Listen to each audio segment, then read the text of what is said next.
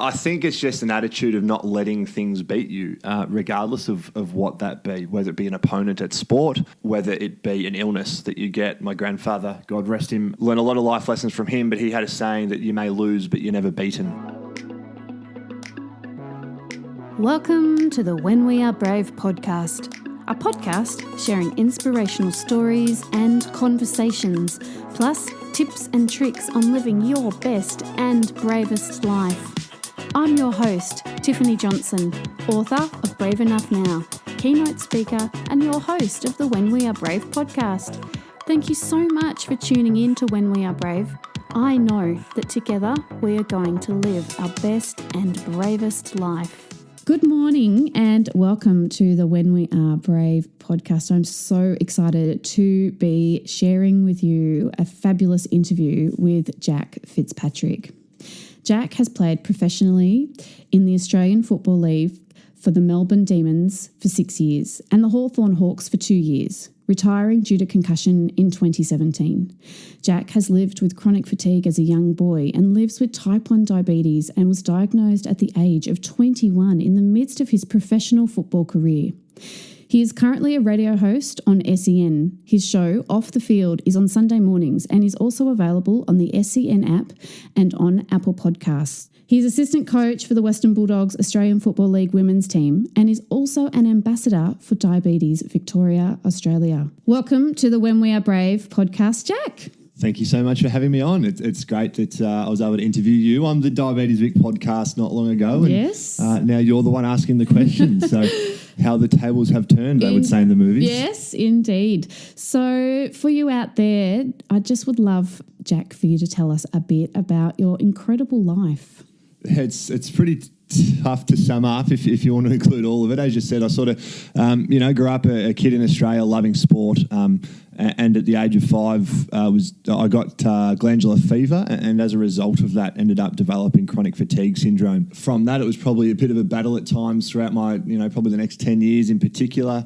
My early teens, going through growth spurts, and was quite unwell, but. In the end, I was able to get through school and was lucky enough that I was still able to play footy and ended up getting drafted to the Melbourne Football Club, which is literally a dream come true. Every kid in Australia just about grows up wanting to play in the AFL. I know you've got listeners all around the world, and to them, AFL might not be a big deal, but it's probably the biggest sport in our country. And then, 2 weeks before turning 21, it was my third year of AFL footy. Out of the blue, I was diagnosed with type 1 diabetes. I had all the stereotypes of diabetes in my head at that time. I thought that it was something you get when you're a little bit older and maybe you don't eat well and you might be a little bit overweight. So it was a shock for me thinking, well, hang on, I'm 21 years old, I'm fit, I'm young, I'm active. How does that happen to me? And then, 2 years ago, or 2.5 years ago now, in 2017, I had to retire after my 8th season after having a concussion and doctors suggesting that, I'd had a few of them, but after this particular one, the doctors had sort of suggested that I retire from contact sport just to no longer put myself at risk. So I've since moved away from playing footy. I'm now coaching, as you said, really enjoying it, a new challenge at the AFLW. It's a new competition. We're just coming into our 4th season. Previously, I've coached at the VFL, which I suppose is the second tier below the Australian Football League. So the VFL is a Victorian Football League. So I've been coaching there. I'm now at the AFLW and doing a bit of media stuff, as you said, as well. So keeping reasonably busy. It certainly sounds that way, Jack. So with all of the different experiences that you've had in your life, you've overcome incredible illnesses, chronic fatigue, glandular fever, living with type 1 diabetes. As a fellow type 1 diabetic, I can completely appreciate the challenges that brings. Tell us a bit about how you live bravely in still pursuing your passion, especially being a top athlete. That's incredibly difficult. I would love for you to tell us about that. I don't know if it's being an athlete or if it's, at the age of 5 years old, getting quite sick with glandular fever and then developing chronic fatigue, or maybe it's just a personality trait where I like to say competitive, but a lot of people would potentially just say I'm stubborn. I think it's just an attitude of not letting things beat you, regardless of what that be, whether it be an opponent at sport, whether it be an illness that you get. My grandfather, God rest him, one of the most remarkable men I'd ever met, learned a lot of life lessons from him, but he had a saying that you may lose, but you're never beaten. And that was something that I think, it was great to see Nick Kyrgios at the Australian Open. I think he's slowly developing that, where, Nick could quite often, I suppose, give up when things got a little bit difficult for him. But I think we saw him play Rafael Nadal, and he was, he fought that match out until the end, and I think won a lot of admirers for that. So I guess for me, it's just about, I guess you almost make yourself promises, with chronic fatigue growing up as a kid. I would never let it stop me from either doing well at school or for stopping my footy journey when it sort of became apparent that I might have a chance of playing footy professionally, or even getting diagnosed with diabetes in my third year of AFL. You're still a young player, you're trying to develop in the team and earn your spot. I guess I always sort of said that if I'm not going to make it as a footballer, it's purely going to be because I'm not good enough, not because my diabetes stops me from training and playing. So I guess just having that mindset of once you've almost made a commitment to no, this isn't going to be the reason I lose, you do everything you can to, I suppose, control the controllables and achieve whatever it is you set out. So, whether it be a teenager at school, understanding that, maybe you can only train one night a week when you're playing footy. Maybe you can't train at all. Maybe it's understanding that, to get a good score for a certain test, then you have to study a certain amount. It's no different. It's something you can control. And then obviously at AFL level, you're probably lucky as an elite athlete where I could put my whole life around my training regime, my diet and what I was eating and how fit I would keep myself. And as a result, I was then able to, get another 5.5 years out after diagnosis. And as I said, the only reason I'm still not playing now is unfortunately due to concussions. But we only have one brain and I would like mine to work reasonably well. That's a pretty good outlook on life. For people out there who don't quite understand the difference between type 1 and type 2 diabetes, just so that we can get a complete understanding of the difference and how incredible it is that you have still managed to pursue your lifelong dream, do you want to just tell us a little bit about that difference?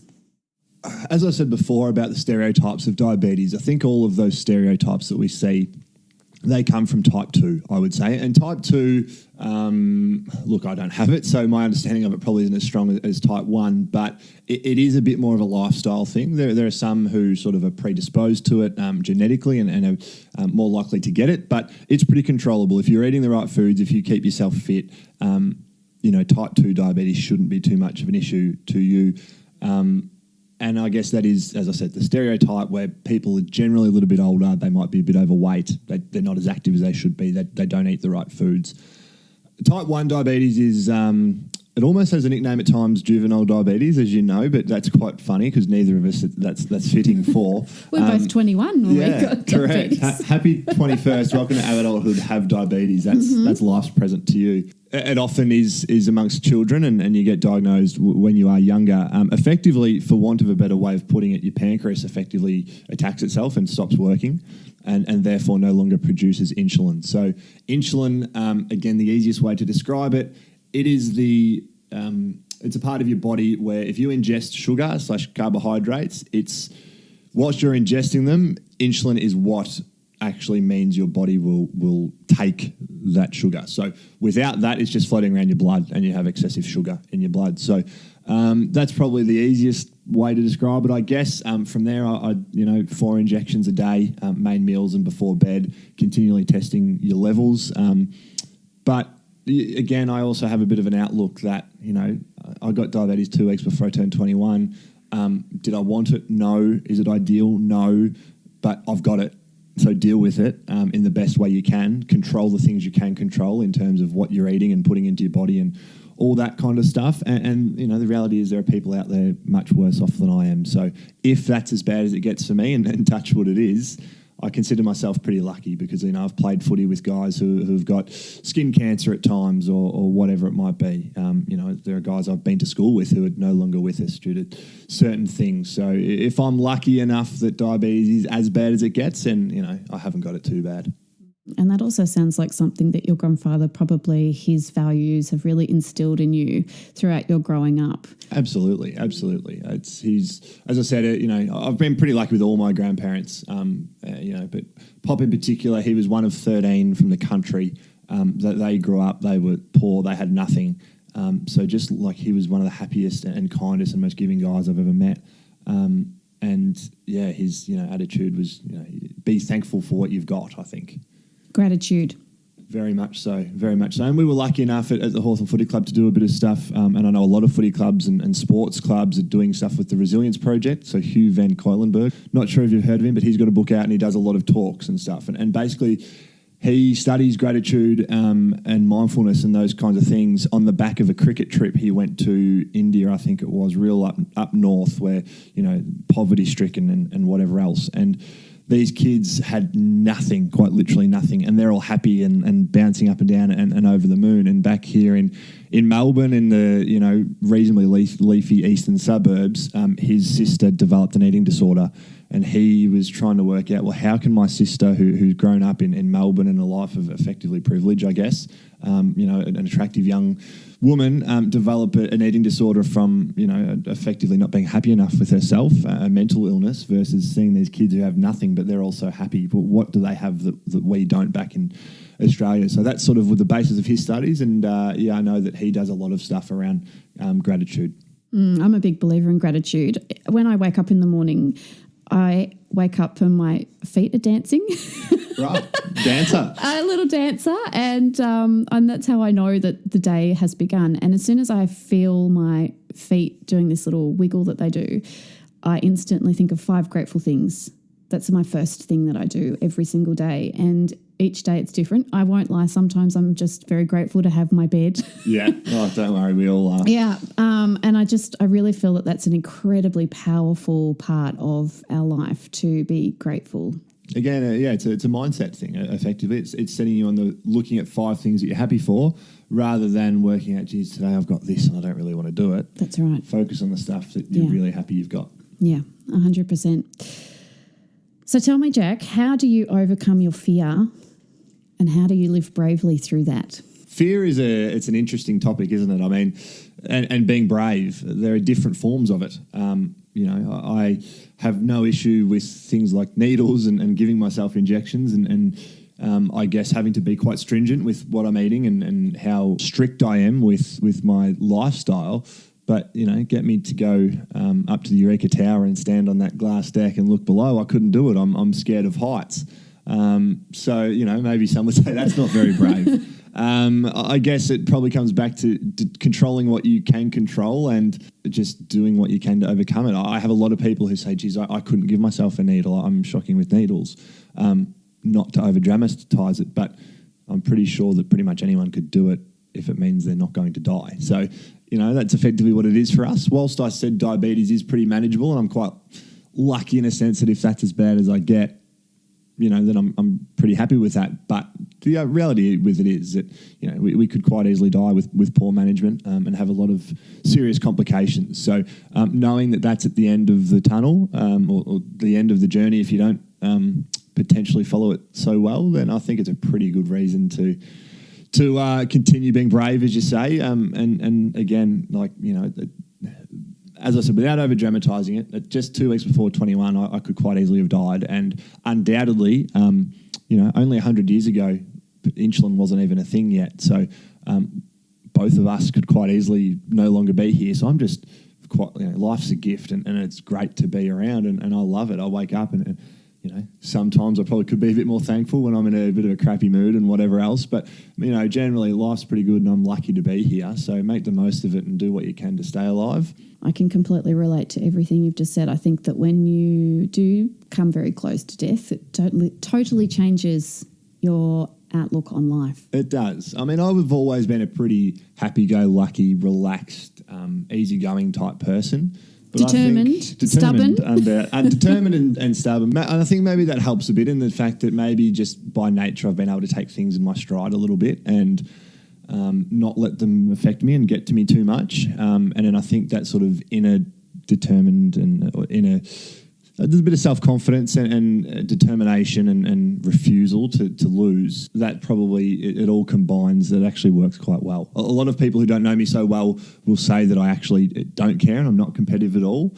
But then those who know me best obviously know that I'm very competitive. It's just because I've got quite an easygoing and relaxed nature, which are almost an oxymoron and they don't kind of work together. But I guess, I'm still here, so I'm doing something right. They seem to work for you, Jack. Which leads me into my next question, which I kind of feel like we've already gone over it a little bit, but the tools that you've used to overcome fear, adversity, difficulties and bravery in your life. You've talked about many different tools. We've talked about gratitude and your positive mindset and being chilled out and taking what you have come to you and deal with it as best you possibly can, and also not letting anything beat you. What do you think out of all of those things is your best tool? I mean, if you ask me about my tools, I could be quite literal and say my insulin pen and my finger pricker, which tell me what my sugars are. They're my most valuable tools. Without them, I'm not getting too far. That's when everyone asks me, what would you take with you to a deserted island if you were stuck there? I've got a very easy answer. I don't have to think of something, like a TV or a tent. I just my insulin. That would be quite handy. So that's my literal tool, I guess. Again, probably another reality of life. All amongst, I guess, this paradox that is me in terms of being relaxed, easygoing, and taking things in my stride, but also being fiercely determined and competitive. I also, I guess, am quite pragmatic and literal and factual. The reality is it doesn't matter what it is, diabetes, chronic fatigue, concussion from footy. Nothing I think or feel about them changes the fact of what it is. I've got diabetes regardless of whether I like it or not. As I said, is it ideal? No. If I had my way, would I have it? No. But I do have it. And there's no point whinging about it because whinging doesn't get you anywhere. It just gets you in a negative mindset and all of a sudden you start resenting this thing that you've got to live with. So I might as well make it my best friend and deal with it the way I can. Control what I can control, what I eat, how I live, my exercise regimes, all those type of things. Because regardless of whether I'm happy about it or sad about it, it doesn't change what I have to do to deal with it. Same as concussion. I'm only 28 years old still. I mean, I'm reasonably, I'm not quite as fit as I used to be being a professional athlete, but I've got no injuries or anything. I've just unfortunately just taken a couple of whacks to the brain and, would I still be playing footy without that? I would. Would I love to be playing footy? Yes. I mean, there's so many different types of factors to that. There's obviously enjoyment that I've played footy since I was 5 years old. There's the team that you miss being around every day. It's a completely different environment to any environment you'll ever be involved in. Then you look at the realities of it as well, whereas it was a job, it was an income, it was quite a good income compared to pretty much anything else I'll do for the rest of my life. So if I had my way, would I still be playing? Of course I would, but unfortunately I don't have a say in it, and that sucks. But again, what can I do about it? I can't change that. What's happened in the past has happened, and regardless whether you're happy, sad or indifferent about it, it just doesn't change. Life doesn't stop. Life keeps going. So you just deal with it in the best way you can, and deal with what is thrown at you. So my analogy is you can't go to the casino and put your $20 down on the table to play blackjack. And if you get the two worst cards in the deck, you can't then say, actually, I'll have my $20 back and leave. You just try and win the hand and play it as well as you can. It's the reality of the situation. You can't change the card you've been dealt. So I think being pragmatic and factual and literal, I can't change anything of what I've got or what I've had, but I can alter how I deal with it. I could easily go back into my shell and curl up and woe is me and life sucks and how bad is that for me? But it doesn't get me anywhere and it doesn't help me live a prosperous life for the future. As I said, what I've got, I've still got a life ahead of me, I hope, as long as things go well. And there are people who have been to wars, there are people who have had things like cancer, there are people who have had, deaths in families, etc., that have been much more severe than what I've had. So, again, the reality of it is a little bit just deal with it because you can't change it no matter how much you like or dislike it. You deal with it in such a positive way too, Jack, which is so inspiring. Well, again, I'm lucky to be here, aren't I? You are. Absolutely you are. I could have died easily 7 years ago or whenever I was diagnosed, but I'm here. I wake up every day. And you still have been able to live your dream, and even though it's come to an end, but now you've got a new and exciting chapter, which is moving into being part of the Australian Football Women's League, which is incredible. It's awesome. Being able to be a male leader amongst our women elite athletes is a gift. It is. I consider myself really fortunate to be amongst these girls, and you know, the competition, we're only coming into its 4th season now, so it is in its infancy. I had a career myself that lasted 8 years, and probably just getting back to the fact I had a gift, wasn't given a gift, but I had the gift of playing AFL for 8 years. I think if you had offered me that when I was 10 years old, I would have taken it every day of the week. But I played an 8-year career, which is literally longer than this competition has been around, which is bizarre. I find it hard to believe that I played footy for longer than I went to high school. I think how did that last longer than school? So yes, there is a lot that I guess we can give these athletes. Most of them are still unfortunately part-time. They've got their life away from footy, whether it be uni, study, a bit of both. But I guess there is also so much that I'm learning from them as well, which is great. These girls, as I said, they're part-time, so they're fitting it all in with whatever else they're doing in life. With every hat they have to wear, being brave in doing so. Exactly right. And in that aspect, it's probably not dissimilar to coaching at the VFL in the last 2 years, which, as I said, is the Victorian Football League where, all those guys have full-time jobs. So, they get up at 6 o'clock because most of them are probably tradies. They work on the tools all day. They then finish, they go play footy. They then go home and they do that all over again. And by the time they get to the end of the week, most people are knackered for a weekend. Well, they've got a game coming up. Like it's pretty full on what they do, and I really respect what they do. And it's the same as the women. So yeah, being a male in a female environment, I'm pretty sure everyone would say that it's a man doesn't understand one woman being his wife, let alone a bunch of 30 of them. So I'm certainly learning a lot about girls, and there are a lot of realities that we go through about learning about the female anatomy, whether it be about things like the time of the month or how they're just physiologically built differently to we are as men. So there's a learning aspect of it, but I love it. The girls are great. They certainly understand the fact that their competition is new. And they've got, not only myself, but so many other coaches who've, I guess, got a wealth of experience, and they are so eager to learn, and they listen and they take in everything. They are like sponges. And I think the reason for that is, you look at the reality of it, most of these women had to stop playing at the age of 13. About that, because growing up, girls could play with boys until about that age, and then they were no longer allowed to play. Back in the day, there were no female competitions for them to play. So until they became adults, they missed playing footy for about 6 or 7 years. So it's like someone didn't go to high school, effectively. So they have missed so much development. They've been starved of it. So they are just eager to learn as much as they can because they love footy like I did. They grew up with footy. And unfortunately for them, at the moment, like these current players aren't going to be the ones that are going to benefit from what they're doing in terms of being full-time professional athletes and making all the income and being these stars, whilst there still are quite a few who are making a good career out of it. They are setting it up for the next generation of girls. They're paving the way, aren't they? They are. The word pioneers is being used.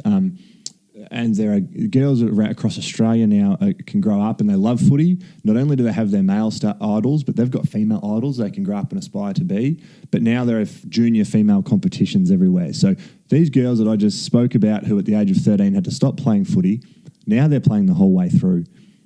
Therefore, their standard is increasing because they don't have to stop. As I said, it's like a guy or a girl who didn't go to high school. Well, these young girls can keep playing from the age of 6 all the way until they're 30. It gives them a pathway, something to achieve, something to aim for. So as I said, the ones currently probably unfortunately aren't the ones who are going to be the big beneficiaries of this.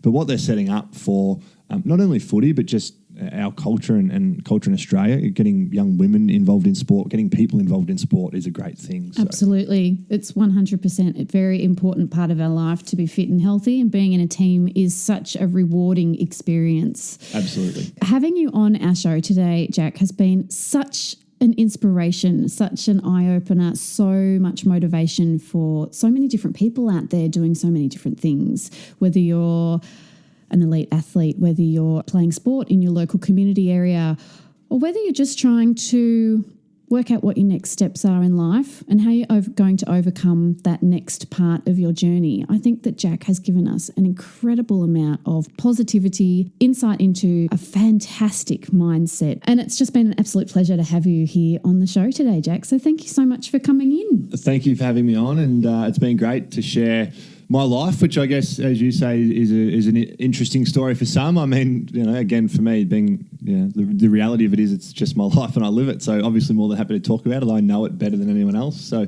thank you for being interested. And this is a great series, I think, a great initiative that you're doing about being brave. It does come in all forms.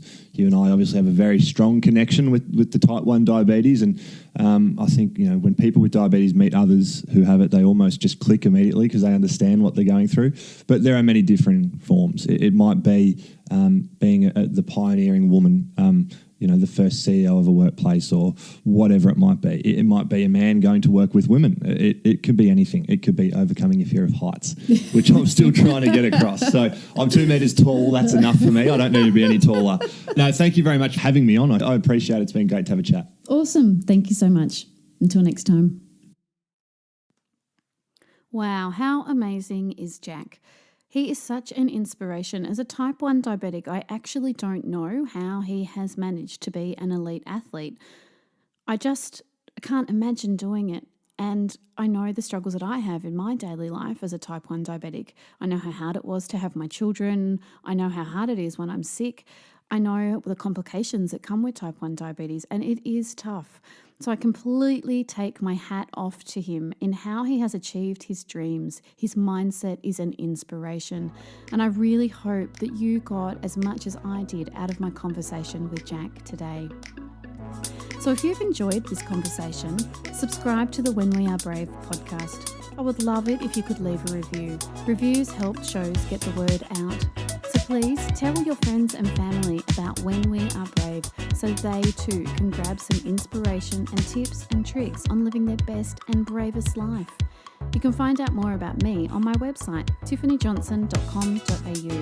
My book, Brave Enough Now, an inspirational story of self-discovery, survival and hope, is my story of how I came to find who I truly was and how I came to survive the 1999 Swiss Canyoning disaster.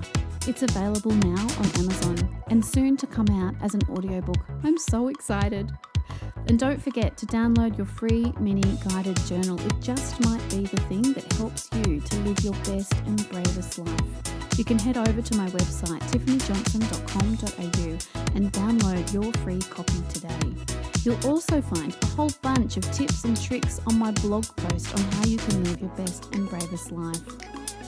I also love to share my story with audiences across the globe, talking about resilience and how you can live your best and bravest life, including how I survived the 1999 Swiss Canyoning disaster.